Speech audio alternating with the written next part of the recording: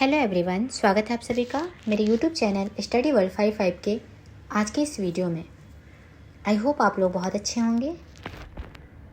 तो फ्रेंड्स, आज की इस वीडियो में हम बात करने वाले हैं बेट परीक्षा को लेकर, बिहार एलिजिबिलिटी टेस्ट जो कि बिहार में होने वाली है, बेट एग्ज़ाम, उसको लेकर आज हम बात करने वाले हैं। उसमें एक बहुत बड़ी बदलाव आई है, बहुत बड़ी चेंजेज आई है उसकी एलिजिबिलिटी क्राइटेरिया को लेकर, जो कि हमारे शिक्षा मंत्री धर्मेंद्र प्रधान जी हैं, उनके द्वारा एक ड्राफ्ट जारी किया गया है। तो क्या है उस ड्राफ्ट में, क्या चेंजेज आई है और ये बेट का एग्ज़ाम जो है कब तक होने की संभावना है, जो कि अभी जो है हाल फिलहाल में इसको रोक दिया गया है। जो कि आपके कितने पद पे ये बहाली होने वाली थी असिस्टेंट प्रोफेसर की, तो ये आपके जो है लगभग 4261 जो कि स्वीकृत की गई थी। तो इसको लगभग जो है 4500 के करीब में इसकी बहाली होने वाली थी। तो इस बहाली को भी फ़िलहाल के लिए रोक दिया गया है। अब इसको रोकने के पीछे क्या रीज़न है और जो है इसमें जो चेंजेज आए हैं उसमें क्या चेंजेज आए हैं और ये बहाली कब तक आने की संभावना है, बेट का एग्ज़ाम कब तक होगा, असिस्टेंट प्रोफेसर की वैकेंसीज कब तक आने की संभावना है, सारी चीज़ें इस वीडियो के माध्यम से मैं आप लोगों के साथ शेयर करने वाली हूँ। तो वीडियो को लास्ट तक देखिएगा और अगर चैनल पर पहली बार विजिट किए हैं तो चैनल को सब्सक्राइब कर लीजिएगा, ताकि ऐसे ही इन फ्यूचर जो भी बेट से रिलेटेड कुछ भी इन्फॉर्मेशन आए मैं आप लोग तक शेयर कर सकूं। तो जैसा कि आपको पता है कि 4261 पदों के लिए विज्ञापन जारी होना था, जो कि बेट असिस्टेंट प्रोफेसर के लिए। इसके पहले आपको बेट का एग्ज़ाम होना था बिहार में। उसका कंडीशन ये था कि पहले जो है बिहार विद्यालय परीक्षा समिति द्वारा बेट आयोजन किया जाएगा। जो असिस्टेंट प्रोफेसर की जो 4261 पद के लिए जो विज्ञापन जारी होना था, उसमें उसका एलिजिबिलिटी पहले ये था कि पहले जो है बिहार सरकार बेट का एग्ज़ाम लेगी, उसके बाद जो है असिस्टेंट प्रोफेसर की वैकेंसीज निकालेगी। उसके पहले आपको बेट का आयोजन किया जाएगा। उसके बाद अगर आप जो भी बेट पास करते हैं तभी जाकर आप जो है असिस्टेंट प्रोफेसर की वैकेंसीज में एलिजिबल हो सकिएगा और आप जो है उसमें फॉर्म पर अप्लाई कर सकिएगा। तो जिसको लेकर जो है शिक्षा विभाग नियमावली भी बनाई थी, लेकिन उस बहाली को फ़िलहाल के लिए रोक दिया गया है और ये बहाली लगभग आपको 4500 के करीब में ये बहाली होने वाली थी। अभी इस पर कोई भी अपडेट नहीं आ रही है, इसको अभी तक रोक के रखा गया है। क्यों रोक के रखा गया है? तो इसमें जो है आपको टोटल जो है 43 सब्जेक्ट पर वैकेंसी जाने वाली थी और इसका एज भी जो है 55 साल तक, लगभग जो है 55 साल तक, तो मतलब कोई लिमिटेड नहीं था, एज में कोई लिमिट नहीं था असिस्टेंट प्रोफेसर के लिए। तो हाल फिलहाल में एक ड्राफ्ट जारी किया गया है। यूजीसी ने यूनिवर्सिटी और कॉलेजों में शिक्षकों और एकेडमिक स्टाफ की नियुक्ति के लिए न्यूनतम योग्यता नियम 2025 का द्वारा सोमवार को जारी कर दिया। नए ड्राफ्ट के अनुसार उच्च शिक्षण संस्थानों में शिक्षकों की नियुक्ति के लिए योग्यता मानदंड में बदलाव किया गया है। कहने का मतलब है कि अब जो है एलिजिबिलिटी क्राइटेरिया में बदलाव कर दिया गया है। शिक्षा मंत्री धर्मेंद्र प्रधान ने ड्राफ्ट जारी किया है। यूजीसी के अध्यक्ष जो कि प्रोफेसर एम जगदीश कुमार जी हैं, उन्होंने कहा है कि उन नए नियमों का मकसद शिक्षकों की नियुक्ति प्रक्रिया को बदलना और उसे राष्ट्रीय शिक्षा नीति NEP 2020 के लक्ष्यों के साथ जोड़ना है। नए नियमों के अनुसार अब जरूरी नहीं है कि शिक्षकों को पास जो है PhD या UGC नेट की योग्यता हो। कहने का मतलब है आपको जो है अब असिस्टेंट प्रोफेसर बनने के लिए ज़रूरी नहीं है कि आपके पास जो है PhD की योग्यता हो या फिर UGC नेट आप क्वालिफाई किए हो। सभी स्टेट में जो है अपना अपना जो है एलिजिबिलिटी क्राइटेरिया के लिए, जैसे बिहार में भी बेट होने वाला है, तो बिहार में जो है बेट भरने के लिए बस आपको जो है क्या चाहिए, अब अगर बेट का जो है एग्ज़ाम होता है उसके लिए आपको बस PG पास होना अनिवार्य है। और PG में आपको कितना मार्क्स चाहिए, तो PG में आपको 55% मार्क्स चाहिए, तब जाके जो है आप एलिजिबल हो सकिएगा और आप जो है असिस्टेंट प्रोफेसर के लिए अप्लाई कर सकिएगा। इसके लिए आपको PhD पास करना कोई ज़रूरी नहीं है, UGC नेट पास करना कोई ज़रूरी नहीं है। बिहार में बहुत अच्छी अपॉर्चुनिटी है, उसके लिए आपको बेट पास करना होगा, बेट की एग्ज़ाम लिया जाएगा। उसके बाद जो आप बेट जब एग्ज़ाम क्लियर कर लीजिएगा तब जाके जो है आप असिस्टेंट प्रोफेसर की वैकेंसीज के लिए एलिजिबल हो जाइएगा। तो इसके लिए आप अब जो है PhD और UGC नेट की आवश्यकता नहीं है, इसको जो है बाध्य कर दिया गया है, ख़त्म कर दिया गया है। तो अगर आपको बिहार में असिस्टेंट प्रोफेसर बनना है तो अब आपको देना होगा बेट। जैसे हर स्टेट में आपको जो है असिस्टेंट प्रोफेसर के लिए अपना अपना एलिजिबिलिटी टेस्ट होता है। जैसे कि आपको जो है मान लीजिए एमपी में ही एमपी सेट होता है, गुजरात में गुजरात सेट होता है, सेम उसी तरह जो है बिहार में भी आपको बेट का आयोजन कराया जाएगा, जिसका नाम है बिहार एलिजिबिलिटी टेस्ट। और ये किसके द्वारा कराया जाएगा, तो ये बीएससीबी के द्वारा कंडक्ट कराया जाएगा, जिसकी खबरें 3 मंथ पहले ही आना स्टार्ट हो गई थी। 3-4 महीने से जो है इसकी खबरें आती जा रही है कि अब जो है असिस्टेंट प्रोफेसर की वैकेंसी जाने वाली है, जो कि जब विधानसभा सत्र चल रहा था उस टाइम ही इसकी जो है स्वीकृति की गई थी कि लगभग जो है 4261 पद पे असिस्टेंट प्रोफेसर की वैकेंसी जाने वाली है और उसके लिए बेट का आयोजन होने वाली है। तो अभी जो है असिस्टेंट प्रोफेसर की वैकेंसी अभी इस पर कोई अपडेट नहीं है, लेकिन बेट को लेकर अलदौ बात शुरू हो चुकी है। सरकार ने प्रक्रिया जो है स्टार्ट कर दी है इस चीज़ पे कि जल्द से जल्द जो है बेट का आयोजन हो सके। विभाग भी लगातार इस पर काम कर रहा है, परंतु नोटिफिकेशन अभी तक आउट नहीं हुआ है। अभी तक कोई भी अपडेट, कोई भी नोटिफिकेशन ऑफिशियल वेबसाइट पे देखने को नहीं मिला है। तो बेट का फॉर्म भरने के लिए आपको क्या योग्यता चाहिए, आपका जो है एज लिमिट कितना होना चाहिए, पीजी में कितना मार्क्स होना चाहिए, सिलेबस क्या होना चाहिए, एग्ज़ाम का पैटर्न कैसा होगा, मोस्ट इम्पॉर्टेंट इसका नोटिफिकेशन कब तक आएगा और इसका एग्ज़ाम जो है कब तक होगा। तो सभी चीज़ें अभी मैं आप लोग के साथ शेयर कर, इस वीडियो के माध्यम से मैं आप लोग के साथ डिस्कस करूँगी। तो सबसे पहले बात करते हैं इसके एग्ज़ाम पैटर्न को लेकर। तो शिक्षा मंत्री और डिपार्टमेंट के बीच में डिस्कस हुआ इसके एग्ज़ाम पैटर्न कैसा रहना चाहिए। तो इसका एग्ज़ाम पैटर्न जो है वैसा ही सेम रहेगा जैसा आपको और एलिजिबिलिटी टेस्ट हुआ है। जैसे कि आपको बिहार में एसटीईटी का एग्ज़ाम भी आपने देखा होगा हाल फिलहाल में, तो सेम उसी तरह एसटीईटी के मतलब किसी भी पात्रता परीक्षा में जो भी पैटर्न होती है वैसा ही सेम एग्ज़ाम पैटर्न आपको बेट के एग्ज़ाम में भी रहने वाला है। बेट का भी एग्ज़ाम जो है आपको सेम उसी तरह से एसटीईटी सीटेट की तरह रहने वाली है।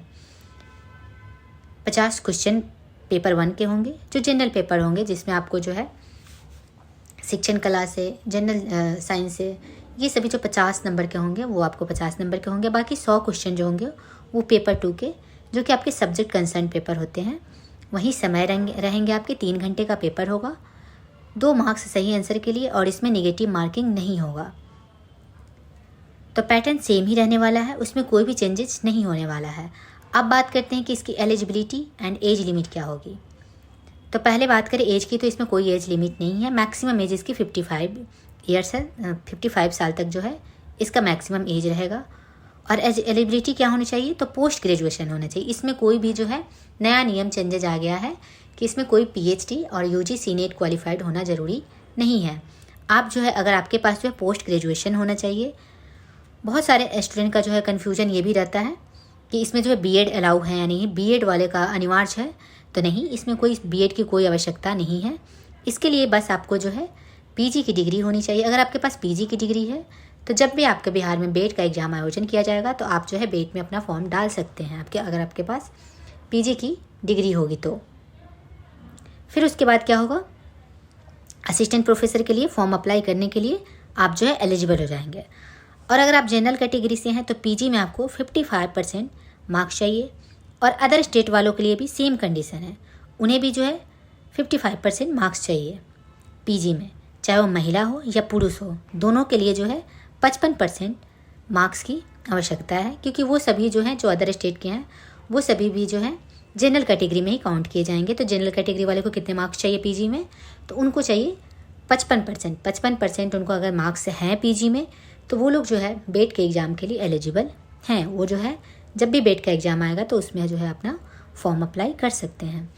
और बाकी अदर जो हैं, बाकी आप अदर से अगर बिलोंग करते हैं जैसे ओबीसी, एससी, एसटी, बिहार की महिला, सभी के लिए जो है आपको 50% मार्क्स चाहिए पीजी में।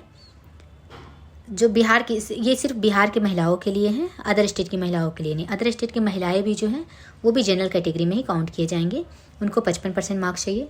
बाकी जो बिहार की है, स्पेशली जो बिहार की महिलाएं हैं या फिर एससी, एसटी, ओबीसी के जो हैं उन लोगों के लिए 50% पीजी में मार्क्स चाहिए। सभी के लिए कितने मार्क्स चाहिए, तो 50% मार्क्स चाहिए। अगर आपका एमए कंप्लीट है तो भी आप जो है एलिजिबल होंगे। और अगर आप फाइनल ईयर में भी हैं पीजी के तो भी आप अप्लाई बेट के एग्ज़ाम में जो है अप्लाई कर सकते हो। वहाँ पे कंडीशन आप देख लीजिएगा, जब नोटिफिकेशन जारी किया जाएगा वहाँ पे जो है क्लियर आपको मेंशन कर दिया जाएगा कि उसमें अपेयरिंग का मौका दिया जाएगा या नहीं दिया जाएगा। ज़्यादा चांसेस है कि आपको अपेयरिंग का भी इसमें मौका दिया जाएगा। जो भी अगर पीजी सेकेंड ईयर में भी जो है जिनके एग्ज़ाम नहीं हुए हैं अगर जो है आनन फानन में बैठ के एग्ज़ाम कंडक्ट कराई जाती है, उसकी नोटिफिकेशन जारी की जाती है, तो वो स्टूडेंट भी जो है इसमें अप्लाई कर सकते हैं जो पीजी सेकेंड ईयर में है। हालांकि और डिटेल में आपको जो है नोटिफिकेशन जब जारी किया जाएगा उसमें आपको बता दिया जाएगा कि क्या उसमें जो है क्राइटेरिया रहेगी। तो आपको जो है जनरल के लिए 55% आपको पीजी में चाहिए, और अदर जो भी है, अदर आप SC ST OBC महिला, बिहार की महिला है, ये सब के लिए आपको कितने मार्क्स चाहिए, तो 50% आपको मार्क्स चाहिए।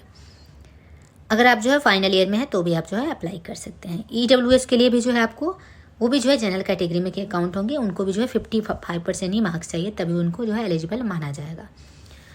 अब सबसे बड़ी बात है, सबसे बड़ी चीज़ है, आप सभी को बेसब्री से जिस चीज़ का इंतजार है वो है नोटिफिकेशन, कि इसका जो है नोटिफिकेशन कब तक आएगा, और एग्ज़ाम डेट को लेकर कि एग्ज़ाम कब तक होगा।